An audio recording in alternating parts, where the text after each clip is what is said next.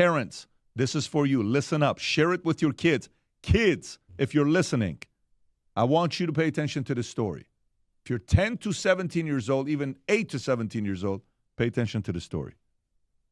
Meta, to the old folks, Facebook, dishes out $250 million. It's $250 million to not a 50-year-old engineer, not a 40-year-old, not a 30-year-old, a 24-year-old AI whiz kid. We have reached the climax of the revenge of the nerds. 2 stories I'm going to give you. That's one of them. The other one I tell you, you will be shocked. Rob, can you pull up the New York Post story first, and then we'll go to the Wall Street Journal story? Parents, listen up, parents. Watch this. So Meta offered this 24-year-old researcher, Matt Deitke. I'm going to pronounce the last name properly. I didn't say I said Deitke. Okay, a $250 million compensation package, doubling an initial offer of $125 million offer after he, who dropped out of a University of Washington computer science doctoral program, turned it down, with Professor David Autor, an economist at MIT, telling the Post on Friday, when computer scientists are paid like professional athletes, we have reached the climax of revenge of the nerds. Deitke, who led development of the Momo AI chatbot at Seattle's Allen Institute for Artificial Intelligence, co-founded Vercept, a startup focused on autonomous AI agents, joined Meta Superintelligence Labs. His work on 3D data assets and multimodal models, literally says multimodal models, earned an outstanding paper award in 2022. Meta's aggressive talent acquisition, including a $1 billion spent to build an all-star AI roster, saw Deitke deal as one of the largest in corporate history, with Roming Pang, former head of Apple AI modern teams, also lured $400 million. And by the way, all of this stuff that was said, that's not even the biggest one. Rob, can you go to the Wall Street Journal one? Look at this one, folks. Thanks for your $1 billion offer, Mark Zuckerberg, but I'm going to pass. What? Did you hear this? That's unbelievable. Guy gets a $1 billion job offer, and he says no. Look at that story. The loyalties and larger-than-life figures prompting some people to turn down insanely lucrative offers in Silicon Valley. He offered originally $250 million compensation package, potentially worth $1.5 billion over 6 years, to Andrew Tullock, a leading researcher and co-founder of Thinking Machines Lab, founded by former OpenAI Chief Technology Officer Mira. But Tullock and all colleagues rejected the offer. Zuckerberg initially tried to buy Thinking Machine Labs, and after Murati declined it, he targeted over a dozen of its roughly 50 employees, with Meta spokesman Andy Stone calling the offer's description inaccurate and ridiculous, noting compensation depends on stock performance. Professor David Autor, an MIT economist, told the Post when computer science was the same line that we got here. So, Tom, $250 million, $1 billion offer gets turned down. What is going on here with these engineers? Well, let's go find out what's going on with these engineers. Here's what's going on with the engineers.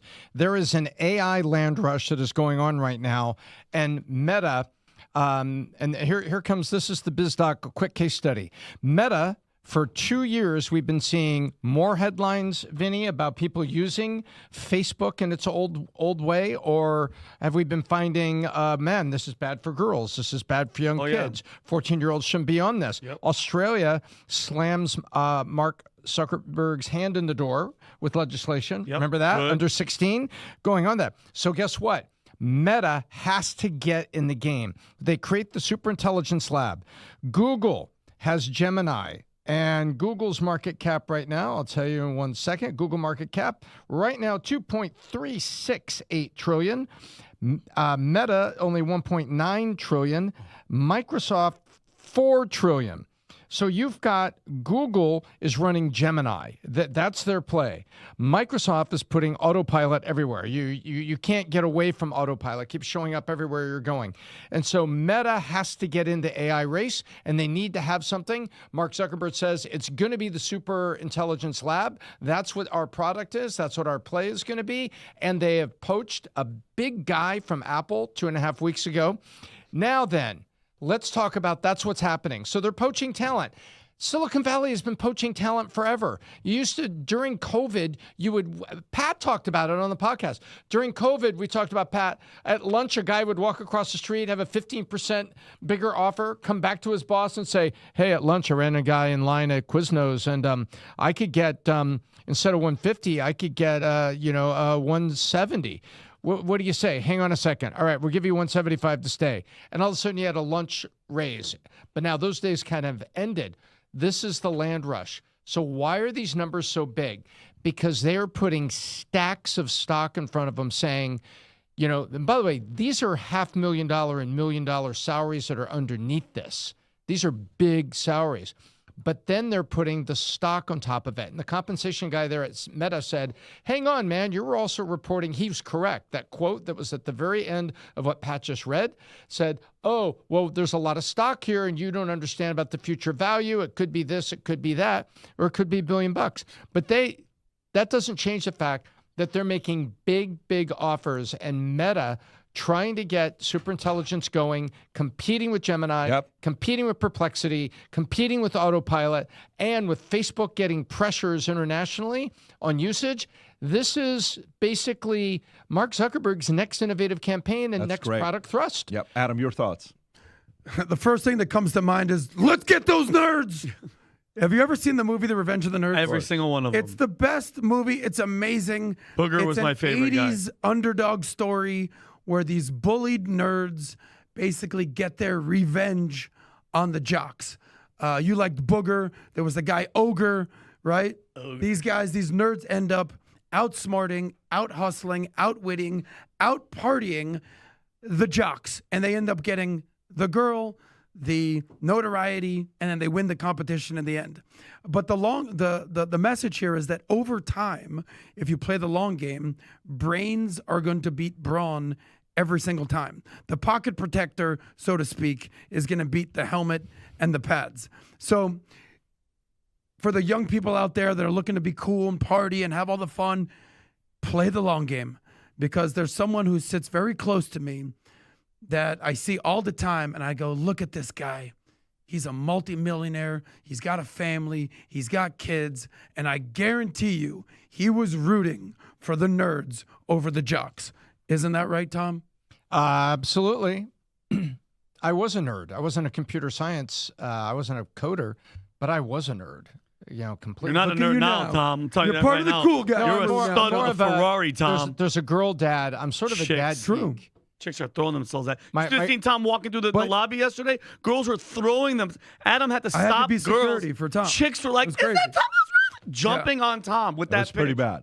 The best dog. It was pretty bad. Tell your story being Revenge of the Nerd versus the Jock. I could see you being part of Lambda, Omega Mu. Well, Tom's just. I'm more of a geek than a nerd. What? No, you're a stud. What's the difference between a geek and a nerd? Well, so a geek is kind of a nerd is kind of as Revenge of the Nerds, the guys that were programmers and all that. The geeks are the kind of the people that are friends of the nerds, understand them, and they propel the nerds forward because they know what their capabilities are. So we are there to say, follow me, nerds. We're going to the top of the mountain. I love it. You ever seen the movie Mean Girls? When she goes, I'm not just a mom, I'm a cool mom. Here's what I'll tell you. You're not just a geek. You're a cool geek, Tom. Oh, wow. Thank you very much. Nice. And Adam watches I have a daughter taking not one. That's what I learned right there. It's a great movie. All right, let's. Out of everything I learned there, he doesn't watch Squid Game. Squid Games. By the way, oh my God! Don't, Pat. We'll do an entire segment right now on your Squid Games breakdown. Addicted to this season 1. My son comes back from 3 weeks at one of these schools where they do this kind of stuff. You know what I'm talking about? Yeah. People that become presidents. Geeks, you mean? He comes back and he introduced me to Squid Games. We finished season 1. I'm going to do an entire thing on I don't even want to get into it. It was I can't even tell you. Episodes 6 and 9 were ridiculous. Episodes 6 and 9 were ridiculous. Which were the two numbers? 6 and 9 were ridiculous. Now, I'm telling you, and I'm not joking with you. Those 2 episodes were ridiculous. Summer is here. Future looks bright gear. We have the matching shirts with the hats, gang. So, Rob, if you can go to it where people can see it. No, you just had it go. If you go back one where it shows the homepage right there. So the matching, if you can shop the collection, the hats, the shirts, the colors matching with each other. This is the shirt that Vinny wears, the Black Future Looks Bright shirt right there with the silver one. I love that. That one gets, Every time I see it, because that's elevated, right, off the shirt. It's raised up the shirt. It's sick. So if you go up a little bit, I don't know if that one's an elevated or not. Go a little bit higher, Rob, with the hats. The other way, Rob, if you go, those are the ones that are elevated. These are so sick. Look at that. Matching. So summertime, go sport your future. Yesterday, we're walking on Vegas. Guys got Valuetainment shirt on, Valuetainment hats on. It's awesome. Now we're seeing it all over the place. And I'm getting a bunch of pictures being sent my way. So go to vtmerch.com, place your order. And number two, we were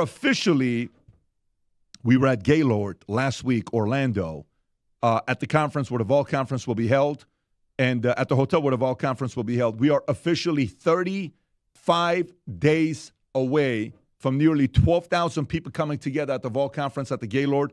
The hotel looks amazing. The number of networking opportunities, absolutely insane. Whether you're in AI, real estate, private equity, you're trying to raise money, you're trying to deploy money to some people, great place to come. If you haven't yet bought your tickets, the top 2-tier tickets are about to sell out. Of course, you can get your general tickets, but the best tickets are typically the executive and the CEO and founder for you to sit closely and network with others. There's going to be a lot of big announcements that we'll be making. Tony Robbins will be there. Martha Stewart will be there. David Falk will be there. And a couple other surprises that will only be revealing while you're there. If you haven't yet registered, go to thevaultconference.com. Once again, to thevaultconference.com. I believe the prices are increasing this Friday. So get your tickets before the prices increase by the end of this week, and get your hotels as well at the Gaylord, because everybody will be there. If you enjoyed this video, you want to watch more videos like this, click here. And if you want to watch the entire podcast, click here.